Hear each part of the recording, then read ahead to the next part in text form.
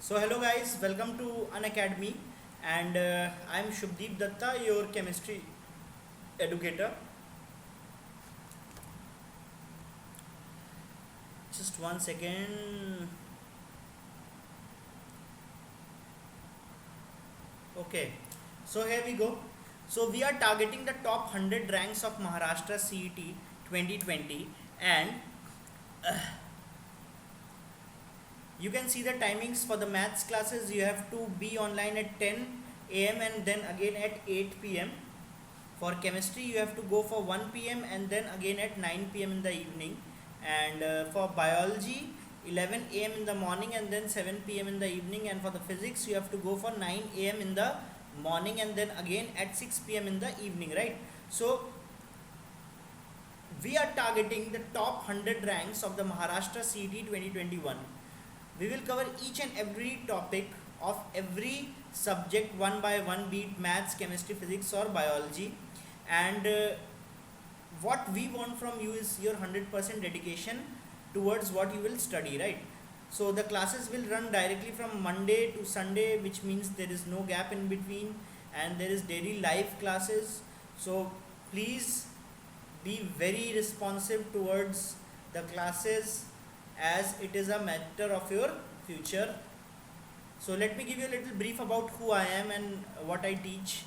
I am an alumni of National Institute of Technology Durgapur, and I have some 5 plus years of teaching experience, guys. I teach chemistry and I specialize in teaching Maharashtra, CET, IIT, JEE and NEET, right?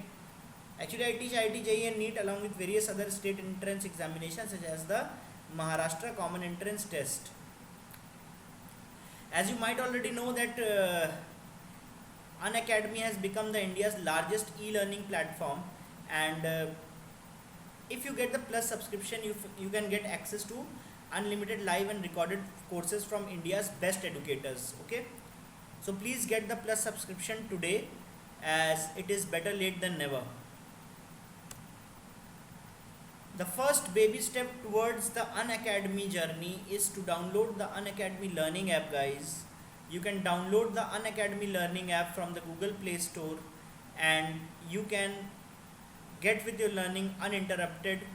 Okay, you will get exceptional educators here on Unacademy, and for every batch there is a comprehensive study mode, comprehensive platform that we will provide to you, so that it is easy for you to get hold of every concept at every step, right? Another main thing is, to if you download the Telegram app, then what it will do is, you can find the video link in the description in the Telegram app in a group that we have created for you, so that the circulation of information is easier than ever. Okay, so first thing what you have to do is to download the Telegram app, then you have to type the link in the URL and you have to then click to join the group, right? So next is, this is the MST CT subscription plan. For 1 month the subscription plan is 2700, right? And if you see here, 24 months, for 24 months the subscription plan is 21,600, which means that per month you have to pay only 900 rupees. Okay, so this is the referral code that you will use, which is also my name. Yes, so this is the referral that you will use in order to get the 10% extra discount. We all crave for discounts, right? So you will get this 10% extra discount if you use this name as your referral code. See, my name is so powerful, right? Yes. Okay, so what we were studying, guys, today we are starting off with the basics of organic chemistry. And certainly organic chemistry आप सब लोग समझते होंगे कि एक याद करने वाला टॉपिक है, बट ऐसा नहीं है गाइस. ऑर्गेनिक केमिस्ट्री एक बहुत ही लॉजिकल कॉन्सेप्ट वाला चैप्टर है, सब्जेक्ट है ना. और यहाँ पे आपको जितना लॉजिक मिलेगा वो पूरी साइंस में आपको कहीं नहीं मिलेगा, है ना. बेसिकली आपको ऑर्गेनिक केमिस्ट्री में करना क्या है, आपको कॉन्सेप्ट सीखने हैं और कॉन्सेप्ट्स के ऊपर आपके क्वेश्चंस आएंगे. तो ऐसा नहीं है कि एक रिएक्शन है तो आपने उसको याद कर रखा है और उसी रिएक्शन के बेसिस पे आप सोच रहे हो. कि क्वेश्चन आ जाएगा, ऐसा नहीं है। आपको ऐसा क्वेश्चन दिया जाएगा जो कि कॉन्सेप्चुअली सॉल्व किया जा सके, है ना, और उसको आप कॉन्सेप्चुअली ही सॉल्व कर पाएंगे, right. So without wasting any time guys, we will just start off with the thing, and what I always do is to change the board. I will change the board to open board. This is the open board. Okay, let's get started. So the topic is like the general organic chemistry,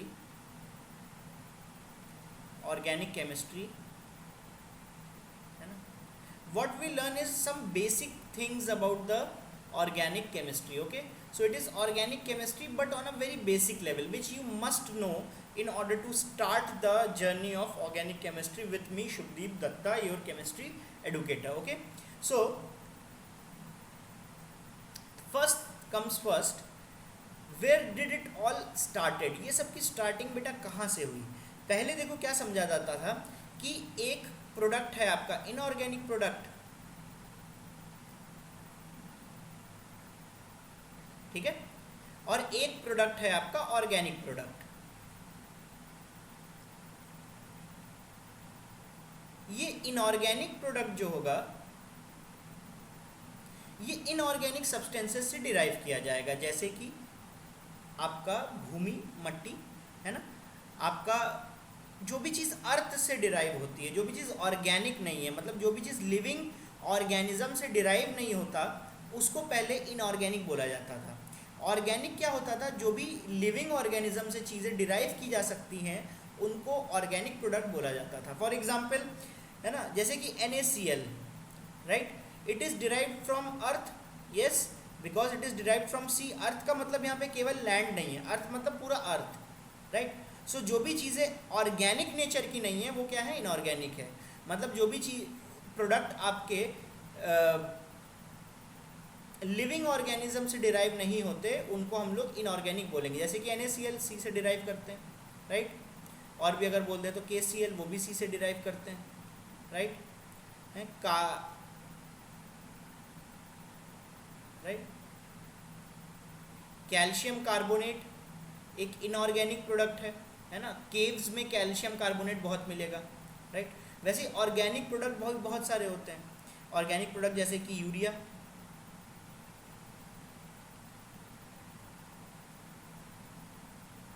ये है urea, NH2 whole twice CO, है ना, ये basically living organism से derive किया जा सकता है, यस।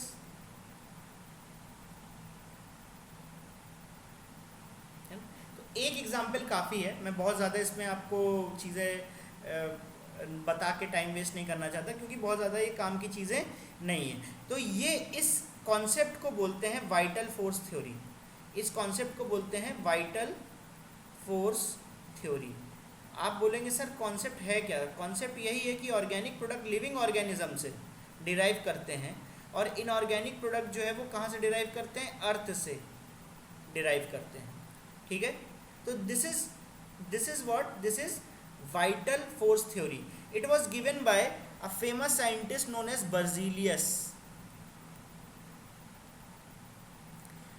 ये जो थ्योरी है ये आपको बर्जीलियस अंकल ने दी थी, मिस्टर बर्जीलियस सर। तो इस थ्योरी का कहीं ना कहीं कोलैप्स हुआ होगा, मतलब ये कहीं ना कहीं पे फेल भी हुई होगी, तभी तो दूसरी थ्योरीज आई, है ना। अभी ऑर्गेनिक प्रोडक्ट जो है हमें पता है कि हम इनऑर्गेनिक प्रोडक्ट से भी सिंथेसाइज कर सकते हैं। मतलब ऐसा हो सकता है कि इनऑर्गेनिक प्रोडक्ट को हम कोई एक रिएक्शन करवा के या कोई भी एक चेंज करवा के ऑर्गेनिक प्रोडक्ट में कन्वर्ट करवा सकते हैं। बहुत अच्छी बात है, करवाते हैं, है ना।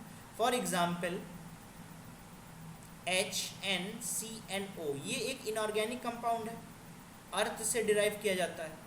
इसमें कुछ करके कोई भी रिएक्शन का एक फ्लो लेकर, वो रिएक्शन का फ्लो क्या है नहीं है वो हम बाद में देख सकते हैं, कोई यहाँ पे ज़रूरी बात वो नहीं है। The thing is, the main idea is कि हमारे पास इनऑर्गेनिक एक सब्सटेंस है, हमने यहाँ पे कुछ रिएक्शन करवाया और हमें यहाँ पे मिल जाता है NH2CO NH2 which is known as urea. तो यूरिया एक इनऑर्गेनिक कंपाउंड नहीं है बेटा, वो क्या है, एक ऑर्गेनिक कंपाउंड है। तो इनऑर्गेनिक से ऑर्गेनिक का कन्वर्जन अगर हो रहा है तो बर्जीलियस यहाँ पर फेल हो जा रहा है। मतलब बर्जीलियस जो कहते थे कि ऑर्गेनिक प्रोडक्ट केवल और केवल लिविंग ऑर्गेनिज्म से मिलता है, वो गलत है, राइट। ठीक है, अब जब ये बर्जीलियस की थ्योरी गलत हो गई ऑर्गेनिक केमिस्ट्री को डिफाइन करने में, तो अब देखो क्या बोला जाता है। अब बोला जाता है कि कोल्बे साइंटिस्ट थे जिन्होंने ये किया था काम, अमोनियम साइनेट से आपका यूरिया बना दिया था, राइट। तो उसके बाद वाइटल फोर्स थ्योरी को जिंदा तो रखा गया, बट अब इस वाइटल फोर्स थ्योरी के अकॉर्डिंग ऑर्गेनिक केमिस्ट्री हो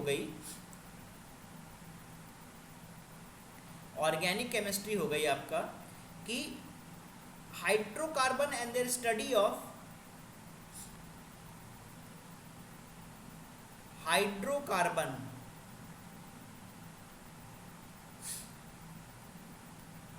and their derivative, hydrocarbon and their derivative, ठीक है ना। तो अब से हम लोग ऑर्गेनिक केमिस्ट्री को लिविंग ऑर्गेनिज्म से निकाले गए सब्सटेंसेस के ऊपर स्टडी नहीं बोलेंगे। अब हम लोग क्या बोलेंगे इसको कि study of hydrocarbon and their derivative. इसका मतलब हम लोग बोलेंगे ऑर्गेनिक केमिस्ट्री। क्या ये बात क्लियर है?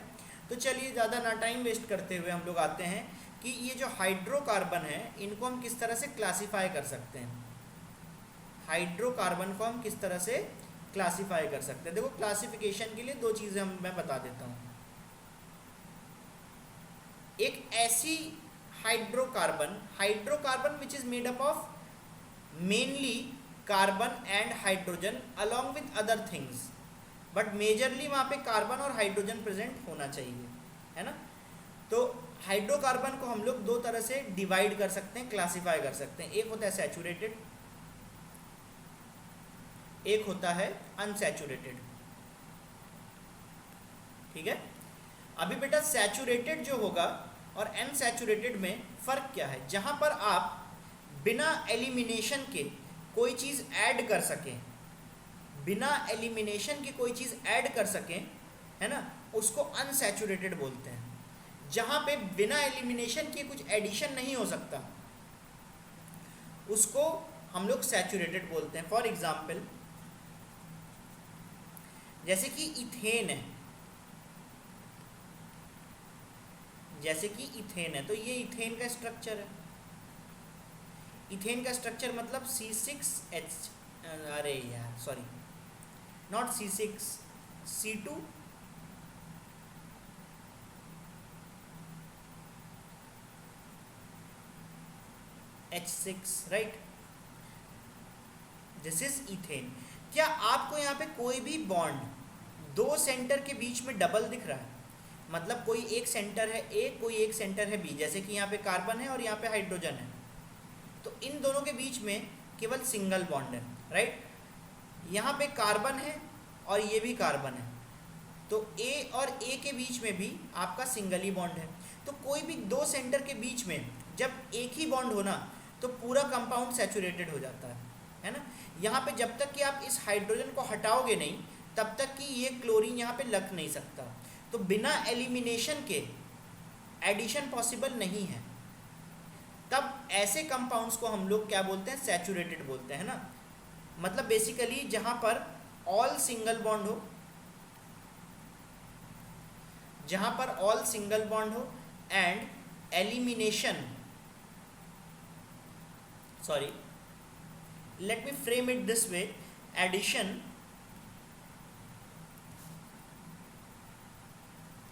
is not possible without elimination। जहाँ पे बिना एलिमिनेशन के एडिशन पॉसिबल ना हो उनको सैचुरेटेड कंपाउंड बोला जाता है, ठीक है। मतलब जब तक कि हाइड्रोजन बेटा यहाँ से हटाओगे नहीं तब तक कि कोई एक मेंबर यहाँ पर आ नहीं सकता। क्लियर है इतना? चलो तो हम लोग देख लेते हैं अनसैचुरेटेड क्या होते हैं। बेसिकली सैचुरेटेड जो हैं वो एल्केन्स होते हैं। क्या होते हैं? एल्केन होते हैं। ठीक है, जैसे कि मीथेन, इथेन, ब्यूटेन, प्रोपेन, इन सब के बारे में आपको पहले से पता है। अनसैचुरेटेड पे आते हैं। अनसैचुरेटेड का मतलब होता है जहां पर must have one single bond. अरे यार आई एम वेरी सॉरी, मैं बार बार सेंटेंस गलत लिख दे रहा हूँ। चलिए कोई बात नहीं, let me clear it. Must have one double bond. ठीक है ना, कम से कम एक डबल बॉन्ड अगर है तो वो अनसैचुरेटेड होगा। फॉर एग्जाम्पल इथेन ले ले,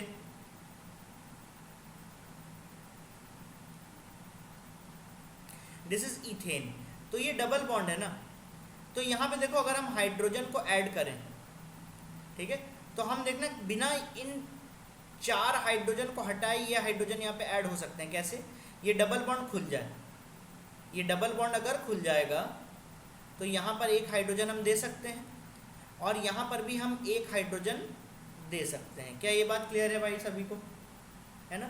तो ऐसे कंपाउंड्स जहाँ पर एडिशन पॉसिबल है बिना एलिमिनेशन के, उनको अनसैचुरेटेड कंपाउंड बोला जाता है। मतलब वहाँ पे अभी और भी जगह बाकी है और एटम्स के जुड़ने की। और ऐसे कंपाउंड्स की खासियत क्या होती है कि वहाँ पर कम से कम एक डबल बॉन्ड जरूर होना चाहिए, कम से कम एक डबल बॉन्ड जरूर हो। ठीक है, तो मैं इसको मिटा दूँ, मैं आपको और एग्जाम्पल दिखा देता हूँ, है ना। जैसे कि ethane C triple bond C, यहाँ पे H और यहाँ पर H। ठीक है ना। तो चलो एक चीज़ तो हमने लिखी ली, must have one double bond. और क्या होता है बेटा? Addition possible without elimination. Elimination के बगैर भी एडिशन पॉसिबल है वहाँ पर। ठीक है ना। तो ऐसे कंपाउंड्स को हम लोग क्या बोलते हैं बच्चों, बताओ ये? ऐसे कंपाउंड्स को हम लोग बोलते हैं अनसैचुरेटेड कंपाउंड्स। ठीक है, अनसैचुरेटेड कंपाउंड्स देखो जैसे यहाँ पर एक ही है ना, अनसैचुरेटेड कंपाउंड केवल एल्केन हो सकते हैं। वैसे ही अनसैचुरेटेड कंपाउंड यहाँ पर एल्कीन हो सकता है या तो एल्काइन हो सकता है। जो एल्कीन है वहाँ पे डबल बॉन्ड है, जो एल्काइन है वहाँ पे ट्रिपल बॉन्ड है। ठीक है ना, हमेशा ये बात याद रखना। For example this is ethyne, C double bond C और H, और ये H, 2 कार्बन ट्रिपल बॉन्ड, मतलब ये क्या हो गया? इथाइन हो गया। जबकि ये क्या होगा? C डबल बॉन्ड C, ये H, ये H, यहाँ पे H और यहाँ पे H। So this is nothing but this is ethene, this is nothing but ethene. Is this very clear? So this is how we classify the hydrocarbons into saturated groups and unsaturated groups. The next thing that we will study is representation of organic compounds.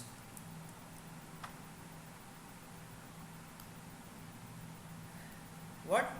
Representation of organic compounds. ठीक है ना।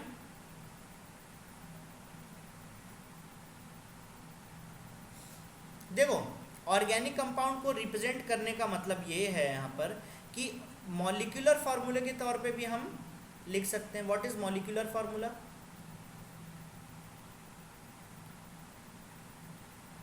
What is molecular formula? देखो कोई भी एक substance है ना, वो छोटे छोटे पार्टिकल से मिलके बना है। तो ये जो एक छोटा पार्टिकल है ना यहाँ पर, जिसको अगर आप तोड़ दो तो वो सब्सटेंस चेंज हो जाएगा। फॉर एग्जांपल मान ले हमारे पास वाटर है, ठीक है, तो वाटर को हम 2 हिस्सों में डिवाइड कर सकते हैं, छोटे छोटे बकेट्स में, ये इसमें आ गया इसमें, लेकिन ये अभी भी वाटर है क्योंकि मुझे पता है कि ये वाटर जो है वो H2O के मॉलिक्यूल से बना है। तो यहाँ पर भी बहुत सारे H2O के मॉलिक्यूल्स हैं और यहाँ पर भी बहुत सारे H2O के मॉलिक्यूल्स हैं। क्या ये बात आपको समझ में आ गई? है ना। बट अब वाटर को सबसे लीस्ट वैल्यू क्या दोगे? है ना। सबसे छोटा वाटर जो है वो एक वाटर का मॉलिक्यूल हो सकता है, 1 molecule of water, right. Similarly अगर मान लीजिए हम ग्लूकोज लेते हैं, तो ग्लूकोज को हम छोटे छोटे हिस्सों में डिवाइड तो ज़रूर कर सकते हैं, क्योंकि ग्लूकोज तो एक बड़ा सॉलिड का टुकड़ा है। अगर उसको आप छोटे छोटे हिस्सों में काटोगे तो बहुत सारे ग्लूकोज के छोटे छोटे टुकड़े हो जाएंगे। तो कब तक उसको हम डिवाइड कर सकते हैं, जब तक कि हमारे पास 1 मॉलिक्यूल लास्ट में नहीं बचा रह जाता, राइट। अभी 1 मॉलिक्यूल में हमने देखा कि यहाँ पे 6 कार्बन होते हैं, 12 हाइड्रोजन होते हैं और 6 ऑक्सीजन होते हैं। ये आपस में जुड़े हुए हैं, मतलब ये ऑक्सीजन इस हाइड्रोजन से और इस कार्बन से अलग नहीं हो सकता। सिमिलरली हाइड्रोजन और कार्बन जो है इस ऑक्सीजन से अलग नहीं हो सकते। तो ये आपस में मिलकर एक मॉलिक्यूल बनाते हैं। ये अब आपस में एक यूनिट है, एक सिंगल यूनिट जुड़ चुके हैं और मॉलिक्यूल बना चुके हैं। और जिस तरीके से जुड़े हैं उस तरीकों को हम लोग क्या बोलेंगे, एक ग्लूकोज का मॉलिक्यूल। क्लियर है इतना बात?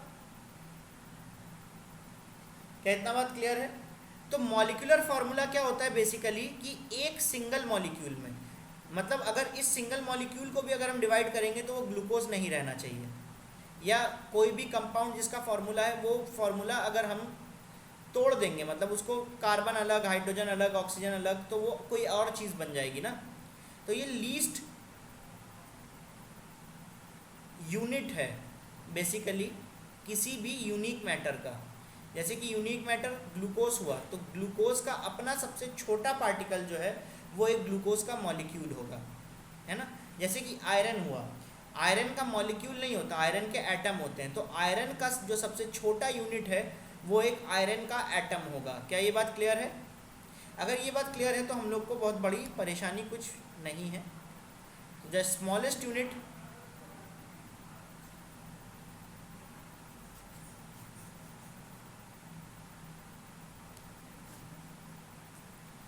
मॉलिक्यूलर फॉर्मूला क्या होता है, the smallest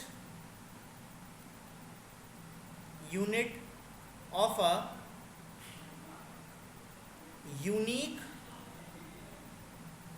and pure substance, है ना। हमेशा मॉलिक्यूलर फार्मूला आपका प्योर सब्सटेंसेस का ही होगा, मिक्सचर्स का फॉर्मूला नहीं होता है। मिक्सचर्स का एक पर्टिकुलर क्वांटिटी होती है, आपस में मिक्स कर दिया और वहाँ पर एक मिक्सचर बन गया। उसमें मिक्सचर के पार्टिकल्स आपस में अलग अलग होते हैं, है ना। वो मॉलिक्यूलर के फॉर्म में नहीं होते, वो केमिकली कंबाइन नहीं करते हैं। वो क्या करते हैं कि आपस में जस्ट मिक्स हो चुके हैं, लेकिन अभी भी अलग अलग हैं। जैसे कि अगर आप भेलपुरी देखोगे तो उसमें ममरा अलग पड़ा रहेगा, है ना। उसमें जो आपके नमकीन है वो अलग पड़े रहेंगे, बट आप उसको चुन के अलग कर सकते हो ना। लेकिन ग्लूकोज में से आप चुन के कार्बन को अलग नहीं कर पाओगे। तो ग्लूकोज में कार्बन जो है वो मिक्सचर का पार्ट नहीं है, वो प्योर सब्सटेंस का पार्ट है। जबकि मिक्सचर में अलग अलग कंपोनेंट्स हैं और अलग अलग कंपोनेंट्स को आइडेंटिफाई किया जा सकता है नेकेड आंखों से, राइट। तो एग्जाम्पल के तौर पे मॉलिक्यूलर फार्मूला CH3 CH2, नहीं ऐसे नहीं, एक बार में लिखते। कार्बन कितने 4, हाइड्रोजन कितने 10, ये मॉलिक्यूलर फार्मूला है, ठीक है ना। एक वैसे ही फार्मूला होता है कंडेंस्ड फार्मूला, एक वैसे ही फार्मूला होता है बेटा condensed formula, right. Condensed formula क्या है कि कार्बन का ये जो मॉलिक्यूल है इसका कुछ ना कुछ फार्मूला है ना। तो इसका कुछ ना कुछ स्ट्रक्चर भी होगा। तो थोड़ा सा स्ट्रक्चर को अगर हम ओपन कर दें, है ना, और थोड़े बहुत बॉन्ड दिखा दें, सारे बॉन्ड दिखाने की ज़रूरत नहीं है, लेकिन जो कार्बन के साथ दूसरे कार्बन का बॉन्ड है अगर वो दिखा दे बस, तो यहाँ पे इसको कंडेंस फार्मूला लेंगे। जैसे कि कार्बन के साथ 3 हाइड्रोजन जुड़े हुए हैं, है ना। हमने कार्बन के साथ 3 हाइड्रोजन के बॉन्ड को नहीं दिखाया, इसको हमने CH3 लिखा है, लेकिन कार्बन से कार्बन का जो बॉन्ड है वो दिखा दिया। और यहाँ पे लिखा CH2, यहाँ पर भी लिखा CH2 और यहाँ पर लिखा CH3, राइट। क्या ये बात क्लियर है सभी को? क्या ये बात क्लियर है सभी को? तो इसको हम लोग बोलेंगे कंडेंस्ड फॉर्म। केवल कार्बन से कार्बन का बॉन्ड दिखाएंगे और इसको बोल देंगे कंडेंस्ड फॉर्म, राइट। है एक ही चीज़, बस लिखने का तरीका अलग है। तो बहुत कोई घबराने वाली बात तो है नहीं। तीसरा भी फॉर्म पढ़ लेते हैं, इसको बोलते हैं एक्सपेंडेड फॉर्म। इसको क्या बोलते हैं? Expanded form, right. Expanded form क्या होता है? एक्सपेंडेड फॉर्म में हम लोग we show all the bonds,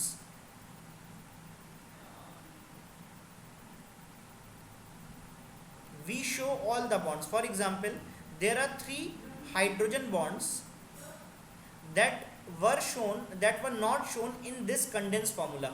Only the bond that is present between the 2 carbons is shown here. Is this clear? So here basically all the bonds are shown, so it is called the expanded form, right?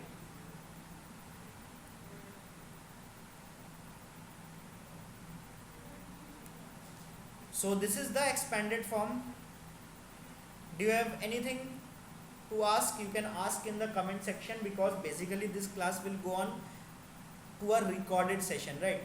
So I won't be able to solve the live doubts for today, but hopefully you will try to understand that. You can still comment in the comment section, so that later on I could see all the comments and I will answer you one by one. So the last thing is, guys,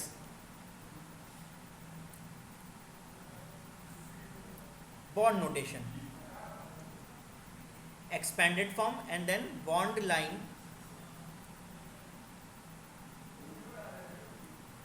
notation. Bond line notation, ठीक है। Bond line notation का मतलब, bond line में क्या होता है कि every peak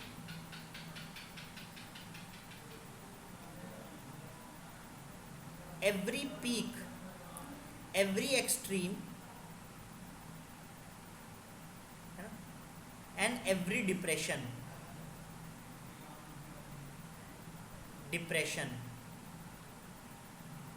are carbon. जितने भी पीक है, जितने भी एक्सट्रीम है या जितने भी डिप्रेशन है, सारे के सारे क्या होते हैं? कार्बन होते हैं, राइट। और वॉइड मीन्स हाइड्रोजन। और अगर कहीं कुछ नहीं है और आपको लगे बॉन्ड वहाँ पे इनकम्प्लीट रह गए, तो मतलब बॉन्ड के एंड में क्या है? हाइड्रोजन है।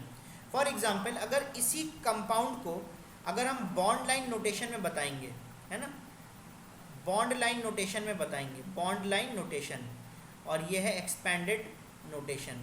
तो बॉन्ड लाइन नोटेशन बताने के लिए टोटल 4 कार्बन है, 1 2 3 4। तो हम लोग क्या करेंगे कि यहाँ से स्टार्ट करते हैं। ये एक एक्सट्रीम है, ये एक पीक है, ये एक डिप्रेशन है, ये फिर से एक पीक है, और ये फिर से एक एक्सट्रीम है। जो भी एंड होंगे उनको एक्सट्रीम बोलेंगे, राइट।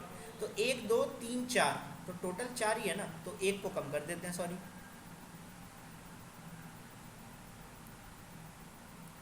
एक को कम कर दिया,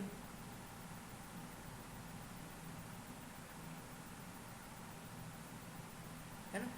ये आपका इस कंपाउंड का, इस पर्टिकुलर कंपाउंड का बॉन्ड लाइन नोटेशन है।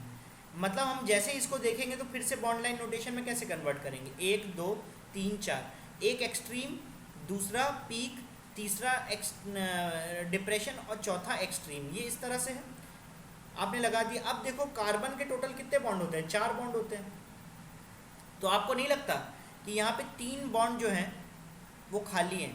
बेसिकली यहाँ पे 3 बॉन्ड खाली नहीं है। जहाँ पर भी आपको वॉइड लगे या खाली लगे, तो वहाँ पर एक्चुअली एंड में हाइड्रोजन लगे हैं।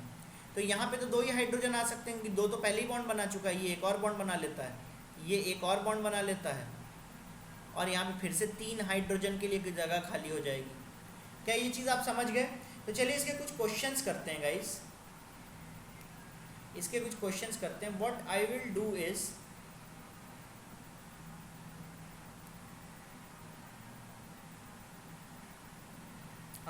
what I'll do is I will write the bond line notation of some products, and I will write the condensed structural formula of some products. Then what we have to do is we have to write what is not written.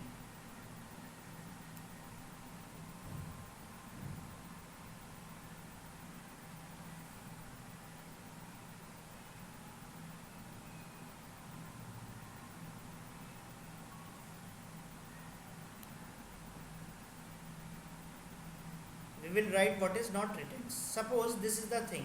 So in a single line only there are two extremes. One is this one and one is this one. There is only two extremes, right? So in if there are only two extremes, there is no depression and there is no uh, uh, peak. Then only two extreme means only two carbon, and whatever the rest is void is filled with hydrogen. So this is the game that we have to play, and you have to fill the odd vacant thing, right? So if I say put a bond line notation like this. So can you please make the condensed structural formula or expanded structural formula? So condensed structural formula, as you can see, for extreme there are three bonds left, right? Because we have drawn only one bond, so automatically this particular guy is actually CH3, right? And this peak, because two bonds are already done, so this peak is carbon along with two hydrogen. To satisfy the rest of the two bonds, we have put CH2 here. Again, it is an extreme. An extreme means one bond is already done, three bonds are undone. So three bonds are actually hydrogen if anything is not specified, right? So I'll just take one more example. Example number 3.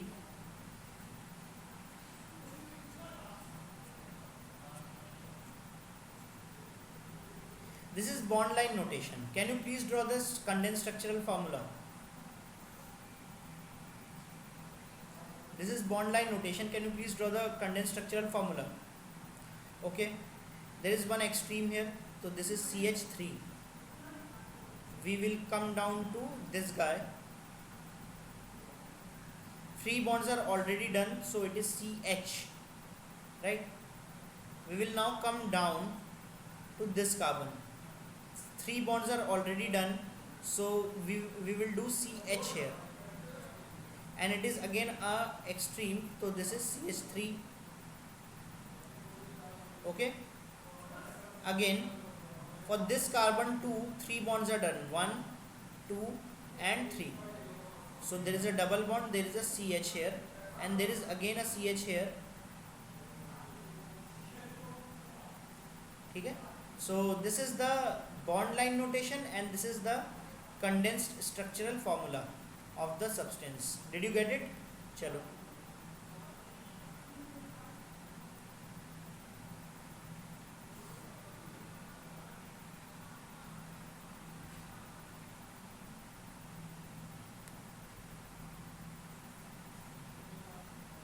चलो और भी examples लेते हैं.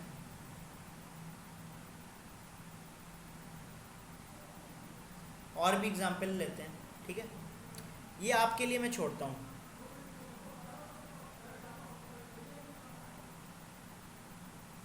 ये आपके लिए मैं छोड़ता हूँ.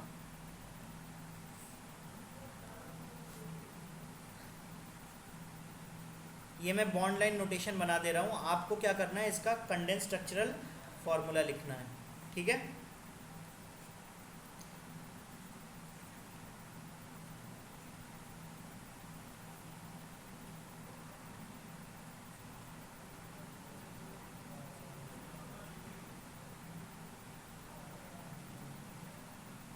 अरे यार मैं क्या कर रहा हूँ.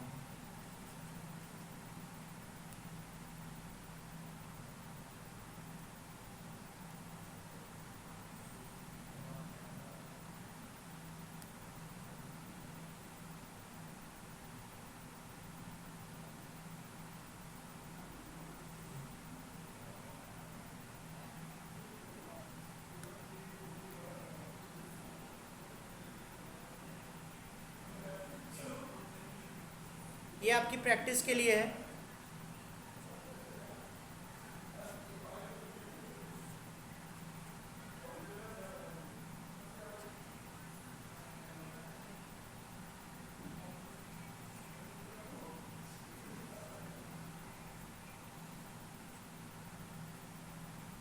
एक और ले लिए.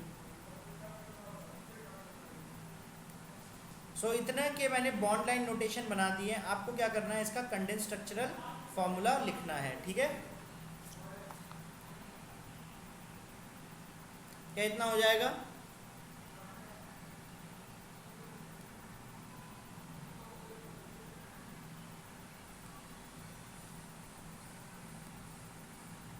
क्या इतना हो जाएगा आपका होमवर्क में?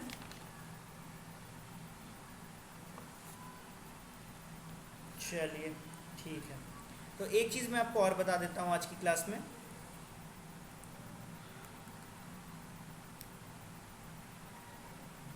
एक चीज़ और बता देता हूँ कि हमेशा बॉन्ड्स जो हैं कार्बन कार्बन के बीच में या कार्बन किसी और के बीच में, दो तरह के, एक सिंगल बॉन्ड हो सकता है ना, एक डबल बॉन्ड हो सकता है ना, और एक आपका ट्रिपल बॉन्ड भी हो सकता है। ठीक है, ट्रिपल बॉन्ड भी हो सकता है। सिंगल डबल ट्रिपल मतलब दो सेंटर के बीच में अगर एक ही बॉन्ड है तो उसको सिंगल बॉन्ड बोलेंगे, दो सेंटर के बीच में अगर दो बॉन्ड है तो उसको डबल बॉन्ड बोलेंगे, और दो सेंटर के बीच में अगर तीन बॉन्ड है तो उसको ट्रिपल बॉन्ड बोलेंगे।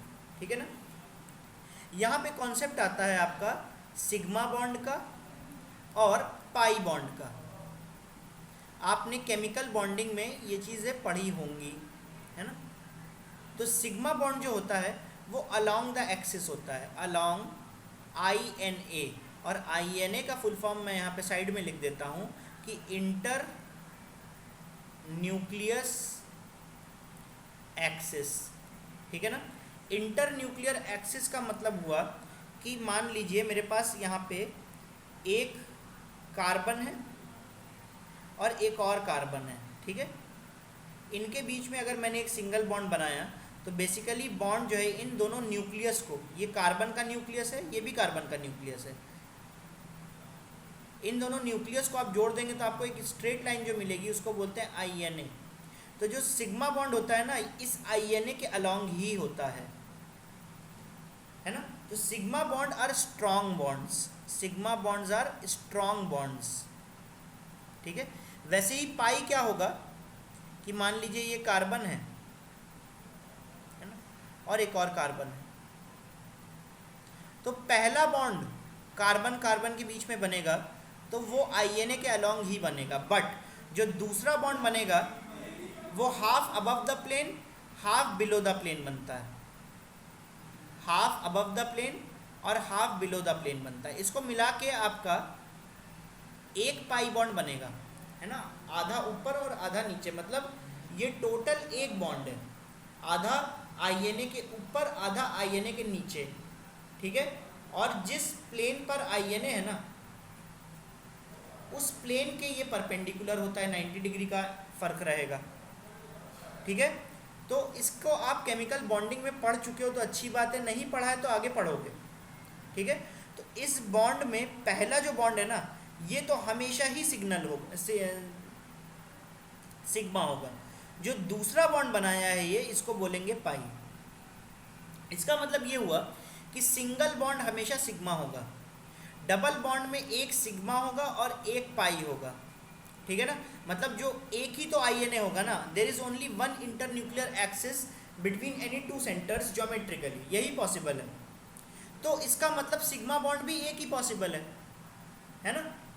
बट एक चीज़ और है कि ऐसा नहीं हो सकता कि पाई बॉन्ड दो सेंटर के बीच में A और B के बीच में पहले एक पाई बॉन्ड बने फिर सिग्मा बॉन्ड बने, ऐसा नहीं हो सकता, क्योंकि जो स्ट्रॉन्ग है वो सबसे पहले बनेगा।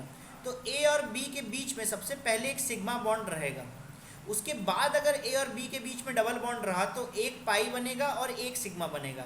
सबसे पहले सिग्मा ही बनेगा लेकिन केवल एक बनेगा किसी भी दो सेंटर के बीच में। क्या ये बात क्लियर है? तो इसका मतलब डबल था तो सिग्मा और पाई हो गया, ट्रिपल है तो सिग्मा प्लस 2 पाई होगा। क्या ये बात सबको समझ में आ गई? तो मैं क्या करता हूँ कि मैं इसको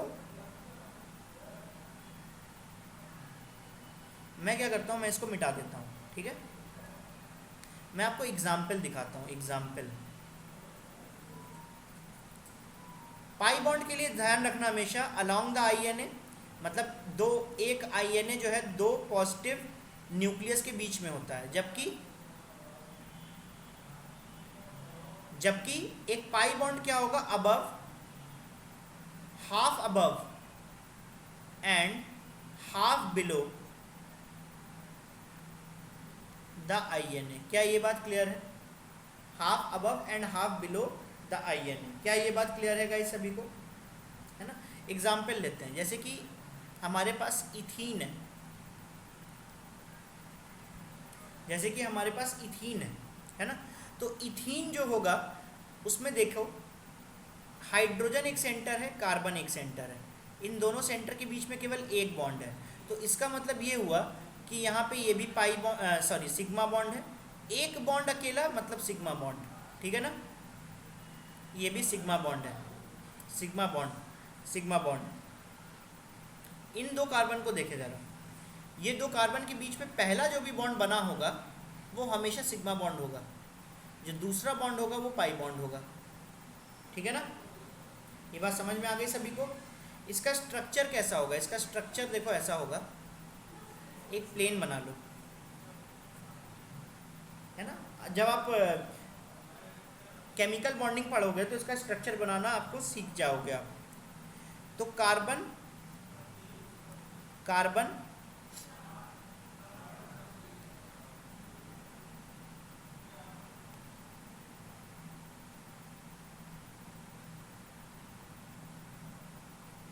तो कार्बन है और एक और कार्बन है, ठीक है। हाइड्रोजन लगा दिए यहाँ पे, ठीक है। एक सिग्मा बॉन्ड भी लगा दिया। मैंने क्या बताया था कि कार्बन और कार्बन के बीच में, जैसे ये हाइड्रोजन और कार्बन है तो हाइड्रोजन का न्यूक्लियस और कार्बन के न्यूक्लियस के बीच में एक बॉन्ड बन गया, हाइड्रोजन के न्यूक्लियस और कार्बन के बीच में एक बॉन्ड बन गया। यहाँ पर भी सेम कहानी है। तो कार्बन और कार्बन का न्यूक्लियस जो उसके बीच में भी तो एक ही लाइन बन सकती है, तो ये सिग्मा हो गया। तो पाई कहाँ जाएगा? इस प्लेन के ऊपर आधा और इस प्लेन के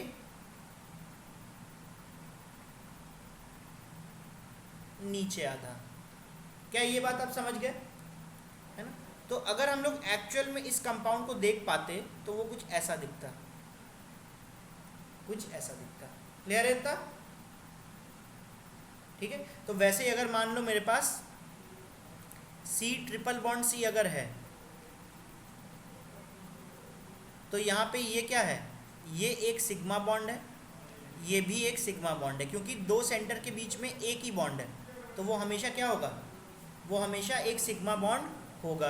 जबकि यहाँ पे क्या है? पहला वाला सिग्मा बॉन्ड, बाकी दो यहाँ पर पाई बॉन्ड। दैट्स इट, इतनी सी अंडरस्टैंडिंग है, ठीक है। तो थैंक यू गाइस, आज का क्लास हम यहीं पे रोकते हैं। आज का क्लास इससे ज़्यादा नहीं करेंगे क्योंकि ठीक है 40 मिनट्स का ये क्लास होना चाहिए मेरे ख्याल से, right. So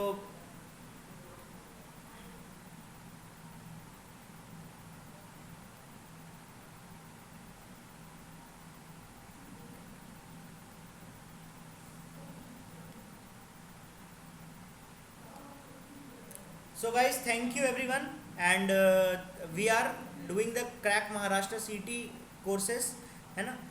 You can comment on the YouTube section whenever you have time, and whenever you have doubt feel free to ask in the YouTube comment section. I will revert back to each one of you, right. Please subscribe to the Unacademy channel, that is Crack Maharashtra CT. You have to search it, Crack Maharashtra CT, and then you have to subscribe to the channel, okay. My name is Shubhadeep Datta. You can use this name, this powerful name, as your referral code as well, and also you can hit the bell icon for all the notifications that will come in your way, right. So thank you everyone, and आप सभी को आज के लिए good bye, कल मिलते हैं, टाटा।